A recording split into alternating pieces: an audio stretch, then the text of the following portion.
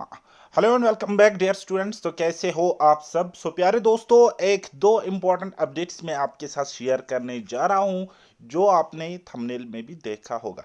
Update number 1 ये कल ही आ चुका है। हमारी जीएडी की साइट पर भी आप जाके चेक कर सकते हो कि बहुत टाइम से JKAS Jammu and Kashmir administrative services का जो एग्जाम होता है, जिसको हम KS सिंपली कहते हैं, उसके लिए एज रिलैक्सेशन की डिमांड चल रही थी। तो हाल में ही गवर्नमेंट बनी और उन्होंने कहा कि हम एज रिलैक्सेशन यहाँ पे दे देंगे।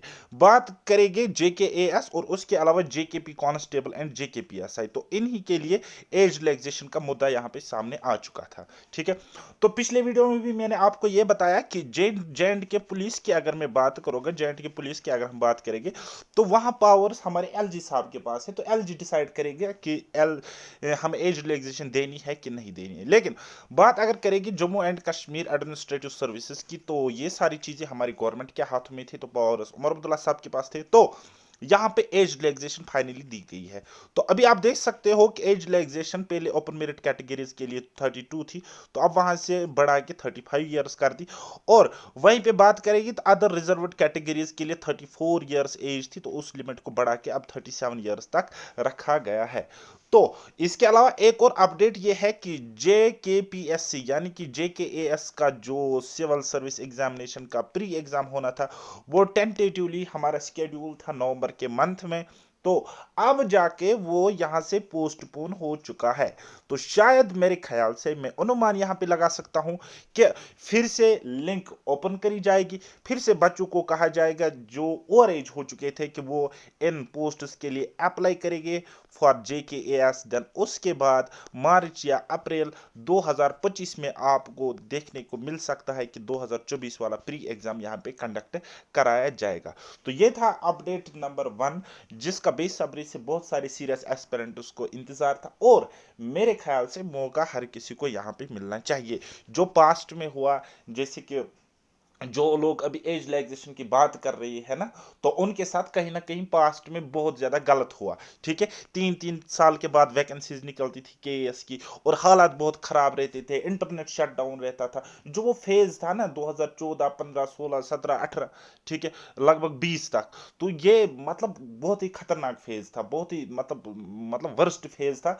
बहुत सारे लोगों के अरमानों पे, ड्रीम्स पे पानी फेर गया। अब हर कोई तो सिल्वर स्पून होता नहीं है, हर किसी के पास तो वो इनकम करोड़ों में लाखों में नहीं होते कि वो यूपीएससी के लिए प्रिपेयर करे।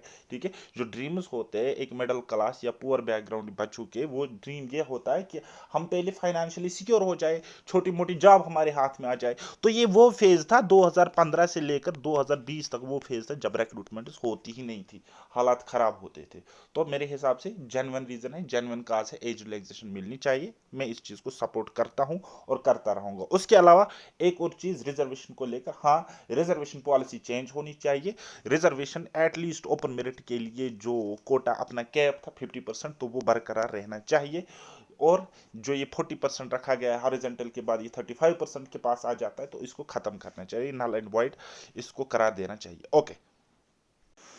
तो गाइज अब हम आते हैं यहाँ अपडेट नंबर 2 पर। ठीक है। तो ऑब्वियस सी बात है, अगर किसी का KS नहीं होता है, किसी का UPSC नहीं होता है, और अगर वो शिफ्ट करते हैं JK SSB की तरफ, तो उनकी टॉप प्रायोरिटी पोस्ट ये रहती है जिसका नाम है नायब तहसीलदार। और जिनके पास अभी जॉब्स नहीं है, या अदर JKSB के थ्रू या अदर मतलब बोर्ड्स के थ्रू जॉब लेकर बैठे हुए हैं, वो भी इसका बेसब्री से इंतजार कर रहे थे नायब तहसीलदार रिक्रूटमेंट कब आएगी। जहां तक मुझे याद है 2015 में इसकी रिक्रूटमेंट निकली थी, 2020 में उसका प्रोसेस खत्म हो चुका था नायब तहसीलदार की। यानी कि 2015 से लेकर आज तक, आज चल रहा है 2024, ठीक है, लगभग 25 आने को है। यानी कि इन 9-10 सालों में रिक्रूटमेंट नहीं आई थी नायब तहसीलदार की। लेकिन अब आ चुकी है। पोस्ट आप देख सकते हो 64 है टोटल, और पे लेवल है 6E, नॉन गेजेटेड कैडर के पोस्ट है, और टोटल वही है 64। और अगर हम बात करेंगे कि इसका क्या सीन रहने वाला, तो ये आप देख सकते हो कैटेगरी वाइज ब्रेकअप किया गया है। SC के है 5, ST के 6, फिर दोबारा ST सेकंड 6, OBC या OSC जिसको हम पहले कहते थे 5 है, RBI residence backward area 6, ALC IB के 3, EWS इस बकवास कैटेगरी के है 6, जो कि खत्म होनी चाहिए। ओके। तो कुल मिलाकर ये रिक्रूटमेंट है। और अगर हम बात करें कि अनरिजर्व्ड ओपन मेरिट में कितने पोस्ट है, तो टोटल है 27। तो ये था आपके पास अपडेट। अब आप क्या काम करो, अभी आप ऑफिशियल नोटिफिकेशन का वेट मत करो, अभी से स्टार्ट करो पढ़ाई करना, ठीक है। कुछ कॉमन पोर्शंस है जो मैं आपको यहाँ पे बताने की कोशिश करूंगा। एक है आपका कंप्यूटर, एक है आपका इंग्लिश और एक है आपका जीके। तो ये 3 सेक्शंस आप तब तक तैयार करके रखो जब तक इसकी ऑफिशियल नोटिफिकेशन आती है, क्योंकि बाद में आपको टाइम नहीं मिलेगा तैयारी करने का। जैसे कि आपने देखा होगा जेकेएसबी का क्या सीन रहता है, इनके पास तो मतलब ये नशा करके होते हैं, ठीक है। पहले ये नोटिफिकेशन निकालते हैं, 2-3 महीने तक सिलेबस ही नहीं निकालते, और 3 महीने बाद सिलेबस निकालेगी तो 1 महीने ये एग्जाम में रखते हैं, जैसे कि जेकेपी कांस्टेबल में आप देख सकते हो, ठीक है।